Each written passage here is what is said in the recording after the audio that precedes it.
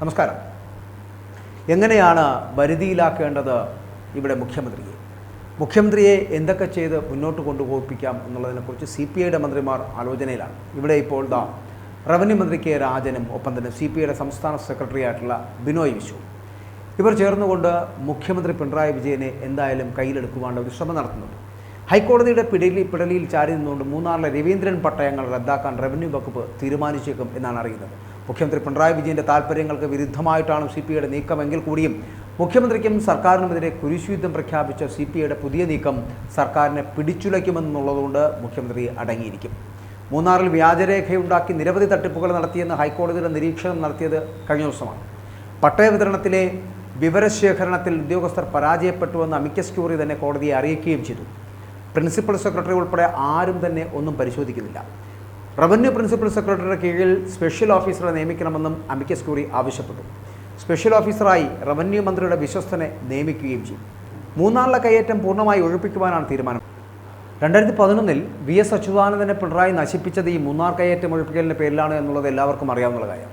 ഇതുമായി ബന്ധപ്പെട്ടിട്ട് കോടതിക്ക് പരിമിതികളുണ്ട് എന്നും സർക്കാരാണ് ഇത്തരം കാര്യങ്ങൾ ചെയ്യേണ്ടതെന്നുമായിരുന്നു കോടതിയുടെ മറുപടി പോലും. ഇത് സർക്കാരിൻ്റെ ഉത്തരവാദിത്തമാണ് എന്നും കോടതി ചൂണ്ടിക്കാട്ടി. ഹൈക്കോടതി പറഞ്ഞ ഈ ഉത്തരവാദിത്തമാണ് CPI ഇപ്പോൾ നടപ്പിലാക്കാൻ പോകുന്നത്. മൂന്നാറിലെ ഭൂമി കയ്യേറ്റങ്ങളിൽ സംസ്ഥാന സർക്കാരിനെതിരെ ഹൈക്കോടതി നേരത്തെ തന്നെ വലിയ വിമർശനങ്ങൾ ഉന്നയിച്ചിരുന്നു എന്നതാണ്. വ്യാജ പട്ടയങ്ങൾ നൽകിയ ഉദ്യോഗസ്ഥർക്കെതിരെ സർക്കാർ എന്ത് നടപടി എടുത്തു എന്ന് ഡിവിഷൻ ബെഞ്ച് ചോദിക്കുകയും ചെയ്തു. കേസിൽ CBIയെ കക്ഷി ചേർക്കുമെന്നും കോടതി വ്യക്തമാക്കുകയും ചെയ്തു. വ്യാജ പട്ടയങ്ങൾക്ക് പിന്നിൽ ഉദ്യോഗസ്ഥ മാഫിയ സംഘമുണ്ടെന്നും വലിയ അഴിമതി നടന്നിട്ടുണ്ടെങ്കിലും കേസുകളിൽ ഒന്നിലും അഴിമതി നിരോധന പ്രകാരമുള്ള കുറ്റം ചുമത്തിയില്ല എന്നും നേരത്തെ കോടതി പറഞ്ഞിരുന്നു. പല ഭൂമി കയ്യേറ്റ കേസുകളിലും സർക്കാരിന് തിരിച്ചടി ഉണ്ടായിട്ടും അതിൽ അപ്പീൽ പോലും നൽകാതെ സർക്കാർ മുന്നോട്ട് പോവുകയാണ് എന്നുകൂടി ഡിവിഷൻ ബെഞ്ച് വിമർശിക്കുകയും ചെയ്തു. മൂന്നാറിലെ രവീന്ദ്രൻ പട്ടയങ്ങളുമായി ബന്ധപ്പെട്ട് മുൻ തഹസിൽദാർ MA രവീന്ദ്രനെതിരെ എന്തു നടപടിയെടുത്തുവെന്നും കോടതി സർക്കാരിനോട് ചോദിക്കുന്നുണ്ട്. മൂന്നാറിലെ ഭൂമി കയ്യേറ്റങ്ങളിൽ 42 കേസുകൾ ക്രൈംബ്രാഞ്ചും 24 വിജിലൻസുമാണ് അന്വേഷിക്കുന്നത് എന്നുള്ളതാണ്.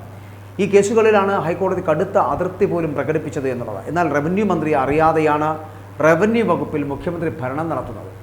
ആദ്യം റവന്യൂ ഉദ്യോഗസ്ഥരുടെ യോഗം വിളിച്ചതിന് പിന്നാലെയാണ് മുഖ്യമന്ത്രി മൂന്നാർ ഭൂമി കയ്യേറ്റ കേസിൽ റവന്യൂ വകുപ്പിൻ്റെ നിയന്ത്രണം ഏറ്റെടുത്തത് എന്നുള്ളതാണ്.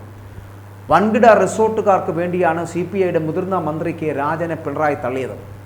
എന്നാൽ റവന്യൂ ഉദ്യോഗസ്ഥരോട് താൻ പറഞ്ഞത് മാത്രം കേട്ടാൽ മതി എന്നാണ് മന്ത്രി രാജൻ നിർദ്ദേശം നൽകിയിരിക്കുന്നത് എന്നത് പുതിയ വാർത്ത. മൂന്നാറിലെ ഭൂമി കയ്യേറ്റ കേസിൽ സംസ്ഥാന സർക്കാരിനെതിരെ അതിരൂക്ഷ വിമർശനവുമായി ഹൈക്കോടതി രംഗത്തെത്തിയപ്പോൾ അഡ്വക്കേറ്റ് ജനറൽ മുഖ്യമന്ത്രിയുമായാണ് ആദ്യം ആശയവിനിമയം നടത്തുന്നത് എന്നുള്ളതാണ്. റവന്യൂ മന്ത്രി എവിടെ പോയി? വ്യാജപട്ടയ കേസിൽ രവീന്ദ്രനെതിരെ എന്ത് നടപടി എടുത്തുവെന്ന് ഹൈക്കോടതി ആരായുന്നു. മൂന്നാർ ഭൂമി കേസുകൾ പരിഗണിക്കുന്ന ബെഞ്ചിൻ്റേതാണ് ഈ വിമർശനം പോലും. 42 ഭൂമി കേസുകളിൽ സർക്കാർ കോടതിയിൽ തോറ്റുപോവുകയും ചെയ്തു. എന്നിട്ടും എന്തുകൊണ്ട് അപ്പീൽ ഫയൽ ചെയ്തില്ല എന്നുകൂടി കോടതി ചോദിക്കേണ്ട സാഹചര്യം ഉണ്ടാകുന്നു. അപ്പീൽ ഫയൽ ചെയ്താൽ റിസോർട്ടുകൾ ബുദ്ധിമുട്ടിലാവുമെന്നുള്ളത് കൃത്യമായിട്ട് മനസ്സിലാക്കിയവരാണ് അത് ചെയ്യാത്തത്. 500 വ്യാജ പട്ടയം ഉണ്ടാക്കിയാൽ 500 കേസുകൾ വേണ്ടേ എന്ന് കോടതി ചോദിക്കുകയും ചെയ്തു. വ്യാജ പട്ടയ കേസിൽ ഗൂഢാലോചന കുറ്റം മാത്രം ചുമത്തിയത് തൃപ്തികരമല്ല എന്നുകൂടി, അതിനകത്ത് വൻ അഴിമതിയാണ് നടന്നത് എന്നും കോടതി നിരീക്ഷിച്ചു. രവീന്ദ്രന് മാത്രമായി വ്യാജപ്പട്ടയം ഉണ്ടാക്കാനാകില്ല എന്നുള്ളത് സത്യമാണ്. പിന്നിൽ വേറെയും ചില ആളുകളുണ്ടാകും. കേസിൽ CBIയെ സ്വമേധയാ കക്ഷി ചേർക്കും എന്ന് ഹൈക്കോടതി വ്യക്തമാക്കുകയും ചെയ്തു. കേസ് CBIക്ക് വിടും മുമ്പ് പ്രതികളെ കേൾക്കണമെന്ന് വാദം എന്തിനെന്നും അല്ലെങ്കിൽ അത്തരത്തിൽ കോടതി ചോദിക്കേണ്ടി വന്നു. കേസ് CBIക്ക് വിടുന്നതിന് മുൻപ് അഡ്വക്കേറ്റ് ജനറലിനെയും കേൾക്കണമെന്ന് ഹൈക്കോടതി വ്യക്തമാക്കുകയും ചെയ്തു. കേസിൽ സർക്കാരിന് അലംഭാവമാണെന്ന് വിമർശിച്ച ഹൈക്കോടതി അന്വേഷണം CBIയെ ഏൽപ്പിക്കേണ്ടി വരും എന്നുകൂടി പറഞ്ഞു വെക്കുകയും ചെയ്യുന്നുണ്ട്. ക്രൈംബ്രാഞ്ച് വിജിലൻസ് അന്വേഷണം ഫലപ്രദമല്ല എന്നും ഉദ്യോഗസ്ഥർക്കെതിരെ അഴിമതി നിരോധന നിയമപ്രകാരമുള്ള നടപടികൾ ഉണ്ടാകുന്നില്ല എന്നും കോടതി ഒരു പുതിയ നിരീക്ഷണവും നടത്തി. ആവർത്തിച്ച് ഉത്തരവിട്ടിട്ടും മൂന്നാറിൽ കയ്യേറ്റം ഒഴിപ്പിക്കൽ നിശ്ചലമായതിനാൽ കടുത്ത ഭാഷയിൽ കോടതി സർക്കാരിനെ വിമർശിക്കുകയും ചെയ്തു. മൂന്നാർ കയ്യേറ്റം ഒഴിപ്പിക്കുന്നതിൽ എന്തെല്ലാം നടപടികൾ സ്വീകരിച്ചു എന്ന് റിപ്പോർട്ട് നൽകാൻ മോണിറ്ററിംഗ് കമ്മിറ്റിയോട് ഹൈക്കോടതി നേരത്തെ തന്നെ ആവശ്യപ്പെടുകയും ചെയ്തിരുന്നു.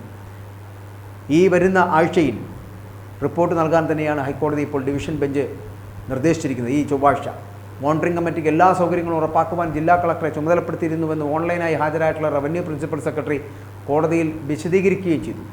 ഈ റിപ്പോർട്ട് ലഭിച്ചതിന് പിന്നാലെയാണ് വീണ്ടും ഒരു വിമർശനം കൂടി വന്നിരിക്കുന്നത്. വിവാദമായ രവീന്ദ്രൻ പട്ടയങ്ങൾ റദ്ദാക്കി 45 ദിവസത്തിനകം അർഹരായവർക്ക് പകരം പട്ടയം നൽകുമെന്ന് സർക്കാർ ഉത്തരവിറങ്ങി 3 മാസമായി. എന്നിട്ടും നടപടികൾ എങ്ങും എത്തിയില്ല. മുഖ്യമന്ത്രിയുടെ നിർദ്ദേശാനുസരണമാണ് നടപടികൾ വൈകിപ്പിക്കുന്നത് എന്നുള്ളതാണ്. 2022 ജനുവരിയിലാണ് ഉത്തരവിറങ്ങിയത്. മറയൂർ, കാന്തല്ലൂർ, കീഴാന്തൂർ, കുഞ്ഞിത്തണ്ണി വില്ലേജുകളിലെ തെളിവെടുപ്പ് നടപടികൾ മാത്രമാണ് ഒരുവിധം പൂർത്തിയാക്കിയത് എന്ന് വേണമെങ്കിൽ പറയാം. ബാക്കി 5 വില്ലേജുകളിലേത് അവശേഷിക്കുകയാണ്. പട്ടയം റദ്ദാക്കി അർഹരായവർക്ക് പുതിയത് നൽകുന്നതിന് 40-ലധികം റവന്യൂ ഉദ്യോഗസ്ഥരടങ്ങിയ പ്രത്യേക സംഘത്തെയും സർക്കാർ നിയോഗിച്ചിരുന്നു എന്നുള്ളതാണ്. എന്നാൽ സങ്കീർണമായിട്ടുള്ള പട്ടയ നടപടികളിൽ ഏറെ സൂക്ഷ്മത പാലിക്കേണ്ടതിനാൽ കാര്യങ്ങളിൽ വേണ്ടത്ര പുരോഗതി ഉണ്ടായിട്ടില്ല എന്നുള്ളതാണ്. ഇതോടെ നിശ്ചയിച്ച തീയതിക്കുള്ളിൽ നടപടിക്രമങ്ങൾ പൂർത്തിയാക്കുക അസാധ്യമാണ് എന്നും കൂടുതൽ സമയം വേണമെന്നും ആവശ്യപ്പെട്ട് ജില്ലാ ഭരണകൂടം സർക്കാരിന് കത്ത് നൽകി.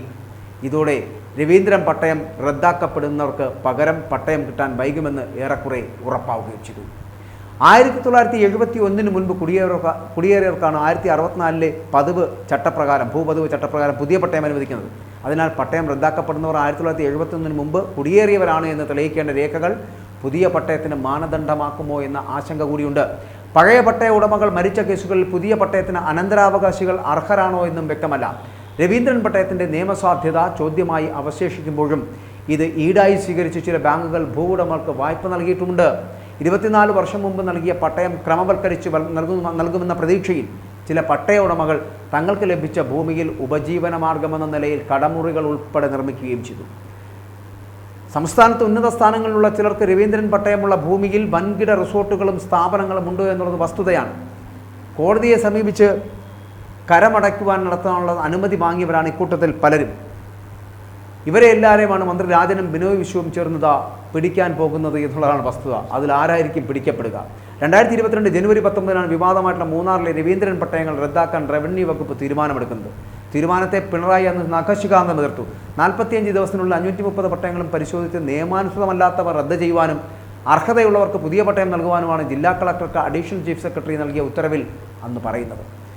പട്ടയം റദ്ദാക്കുവാനുള്ള സർക്കാർ ഉത്തരവിനെതിരെ ജില്ലയിലെ CPM CPI നേതൃത്വം ഒരുപോലെ രംഗത്ത് വന്നുവെങ്കിലും വിവാദമായിട്ടുള്ള ഈ പട്ടയങ്ങളെല്ലാം സാധൂകരിച്ച് നൽകുവാനുള്ള സർക്കാരിൻ്റെ തന്ത്രമാണ് റദ്ദാക്കൽ നടപടി എന്നുള്ള ആക്ഷേപം ഇപ്പോൾ പക്ഷേ ശക്തമാവുന്നുണ്ട്. രവീന്ദ്രൻ പട്ടയം റദ്ദ് ചെയ്ത് എല്ലാവർക്കും പുതിയ പട്ടയം നൽകുമെന്ന് നിയമസഭാ തെരഞ്ഞെടുപ്പ് പ്രചാരണത്തിനിടെ മൂന്നാർ നിവാസികൾക്ക് ഇടതുപക്ഷ നേതാക്കൾ ഉറപ്പ് നൽകുന്ന ഒരു സാഹചര്യം ഉണ്ടായിരുന്നു. ഓർക്കുന്നുണ്ടോ പ്രേക്ഷകർ? ഇതനുസരിച്ച് ദേവികുളം ഡെപ്യൂട്ടി തഹസീൽദാരുടെ നേതൃത്വത്തിൽ 5 പേരടങ്ങുന്ന 2 സംഘത്തിൻ്റെ റിപ്പോർട്ട് പ്രകാരമാണ് ഇപ്പോഴത്തെ റവന്യൂ വകുപ്പ് ഉത്തരവെന്നാണ് നമുക്കറിയാൻ കഴിയുന്നത്. എന്നാൽ താലൂക്ക് ലാൻഡ് അസസ്മെൻറ്റ് കമ്മിറ്റി പരിശോധിച്ച് അംഗീകരിച്ച് ജില്ലാ കളക്ടർ അനുവദിച്ച ഈ പട്ടയങ്ങളെല്ലാം റദ്ദാക്കുമ്പോൾ കോടതിയിൽ ചോദ്യം ചെയ്യപ്പെടുവാനുള്ള സാധ്യത കൂടിയുണ്ട് എന്നും മറന്നു പോകരുത്. രവീന്ദ്രൻ പട്ടയം കൈവശമുള്ള റിസോർട്ട് ഉടമകളുടെ നേതൃത്വത്തിൽ കോടതിയെ സമീപിക്കുവാനുള്ള സാഹചര്യവും ഉണ്ടാകും. എന്താണ് ഈ രവീന്ദ്രൻ പട്ടയങ്ങൾ എന്നറിയാമോ? 1998 ഡെപ്യൂട്ടി തഹസീൽദാർന്ന MI രവീന്ദ്രന് ദേവികുളം അഡീഷണൽ തഹസീൽദാരുടെ ചുമതല നൽകുന്നത്.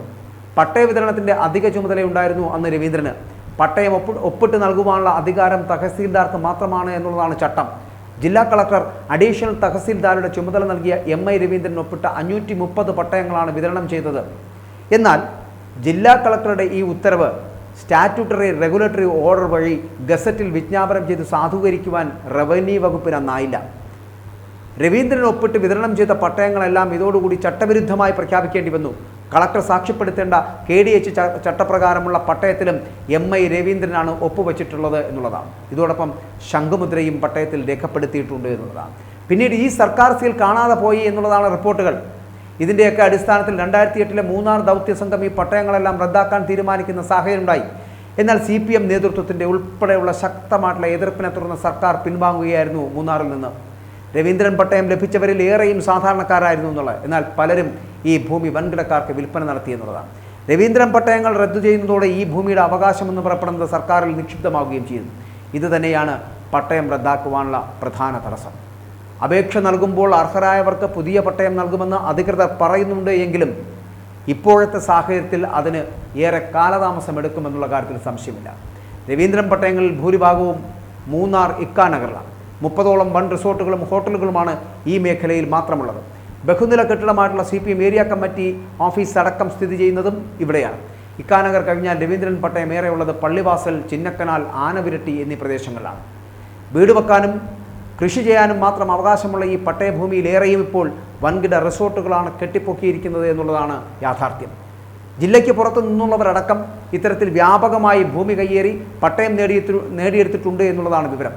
കൃഷി ചെയ്യാനും വീട് വയ്ക്കുവാനും നൽകിയ ഭൂമി വാങ്ങി അവ വാണിജ്യ ആവശ്യങ്ങൾക്കായി ഉപയോഗിച്ചവരുടെ പട്ടയം റദ്ദാക്കിയാൽ 5 നില കെട്ടിടത്തിലുള്ള CPM ഏരിയ കമ്മിറ്റി ഓഫീസിൻ്റെ പട്ടയവും റദ്ദാക്കേണ്ടി വരുമെന്നുള്ളതാണ്. അത്തരം കടുത്ത നടപടിക്ക് റവന്യൂ വകുപ്പ് മുതിരുമോ എന്ന് കണ്ടറിയേണ്ടതുണ്ട്.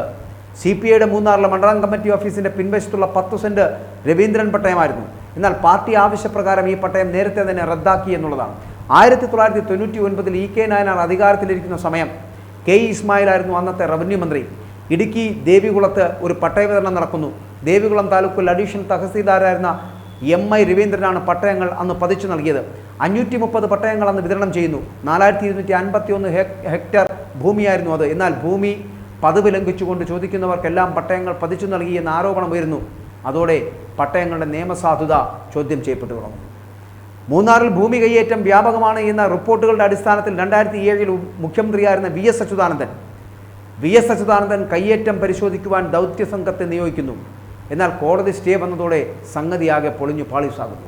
പിന്നീട് 2022 ജനുവരിയിൽ പട്ടയങ്ങൾ റദ്ദാക്കാൻ സർക്കാർ ഉത്തരവിട്ടതോടെ ഇവ വീണ്ടും വാർത്തകളിൽ ഇടം പിടിക്കുന്നു. റവന്യൂ വകുപ്പ് അഡീഷണൽ ചീഫ് സെക്രട്ടറി ഡോക്ടർ ജയതിലകാണ് പുതിയ ഉത്തരവ് പുറപ്പെടുവിക്കുകയും ചെയ്തത്. ഇതോടെ 530 പട്ടയങ്ങളും റദ്ദാക്കപ്പെടുമെന്നാണ് കരുതിയത്. 45 ദിവസത്തിനകം റദ്ദാക്കൽ നടപടികൾ പൂർത്തിയാക്കണമെന്നായിരുന്നു നിർദ്ദേശവും. എന്നാൽ ഇടുക്കിയിൽ റദ്ദ് ചെയ്ത രവീന്ദ്രൻ പട്ടയങ്ങൾക്ക് പകരം പുതിയ പട്ടയം നൽകുവാനുള്ള നടപടികൾ മന്ദഗതിയിലുമായി. പക്ഷേ ഈ ലാൻഡ് അസസ്മെൻറ്റ് കമ്മിറ്റി ശുപാർശയുടെ പേരിൽ 1999 ദേവികുളം താലൂക്കിൽ 9 വില്ലേജുകളിലായി 531 പട്ടയങ്ങളാണ് അന്നത്തെ അഡീഷണൽ തഹസീൽദാറായിരുന്ന MI രവീന്ദ്രൻ നൽകിയത് എന്നുള്ളതാണ്. പട്ടയം നൽകാൻ കളക്ടർക്ക് അധികാരമുള്ള KDH വില്ലേജിൽ മാത്രം 127 പട്ടയങ്ങൾ വിതരണം ചെയ്തു. 4251 ഹെക്ടർ സ്ഥലമാണ് ഇത്തരത്തിൽ വിതരണം ചെയ്തത് എന്നുള്ളതാണ്. അന്ന് കളക്ടറായിരുന്ന VR പത്മനാഭൻ പട്ടയം നൽകാൻ ചുമതലപ്പെടുത്തിയത് എന്നായിരുന്നു രവീന്ദ്രൻ്റെ അവകാശവാദം. രവീന്ദ്രൻ പട്ടയം ലഭിച്ചവയിൽ ഏറിയ പങ്കും 10 സെന്റിൽ താഴെയുള്ള സ്ഥലങ്ങളാണ്. പട്ടയഭൂമിയിൽ പാർട്ടി ഓഫീസുകളും റിസോർട്ടുകളും അടക്കം നിരവധി കെട്ടിടങ്ങളുണ്ട് എന്നുള്ളതാണ്.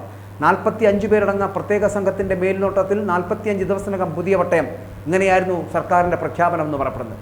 ഉത്തരവിറങ്ങി 2 വർഷവും 4 മാസവും പിന്നിട്ടിട്ടും നടപടികൾ പൂർത്തിയാക്കുവാൻ കഴിഞ്ഞിട്ടില്ല എന്നിവരെ പ്രത്യേക സംഘവും ജില്ലയിൽ നിന്ന് മടങ്ങുകയും ചെയ്തു. 531 പട്ടയങ്ങളിൽ ഹിയറിംഗ് നടത്തി 472 പട്ടയങ്ങൾ റദ്ദു ചെയ്തു.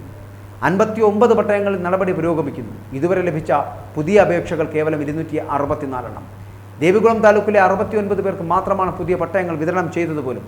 രേഖകൾ ഹാജരാക്കാൻ ഭൂ ഉടമകൾ എടുക്കുന്ന കാലതാമസവും ഒപ്പം തന്നെ ജീവനക്കാരുടെ കുറവുമാണ് നടപടികൾ വൈകാൻ പ്രധാന കാരണമായി മാറുന്നത്. രവീന്ദ്രൻ പട്ടയങ്ങൾ റദ്ദാക്കാൻ റവന്യൂ മന്ത്രി K. രാജൻ്റെ നിർദ്ദേശാനുസരണം റവന്യൂ പ്രിൻസിപ്പൽ സെക്രട്ടറി പുറത്തിറക്കിയ ഉത്തരവ് എന്ന് പറയപ്പെടുന്നത് മുഖ്യമന്ത്രി ഇടപെട്ട് മരവിപ്പിക്കുന്നു. ഈ സാഹചര്യത്തിലാണ് അമിക്കസ് ക്യൂറിയുടെ റിപ്പോർട്ടിൻ്റെ അടിസ്ഥാനത്തിൽ ബിനോയ് വിശ്വവും ഒപ്പം തന്നെ മന്ത്രി രാജനും പുതിയ നടപടിക്കൊരുങ്ങുന്നത് എന്നുള്ളതാണ് ശ്രദ്ധേയമാകുന്നത്. ഇനി എത്രയൊക്കെ പിടിച്ചു കെട്ടാൻ നിന്നാലും തടുത്തു വയ്ക്കാൻ നിന്നാലും അതിന് പ്രതിസന്ധി ഉണ്ടാക്കാൻ നിന്നാലും പിണറായി വിജയൻ നിങ്ങൾ തകർന്നു പോകും എന്നുള്ള കാര്യത്തിൽ സംശയമില്ല.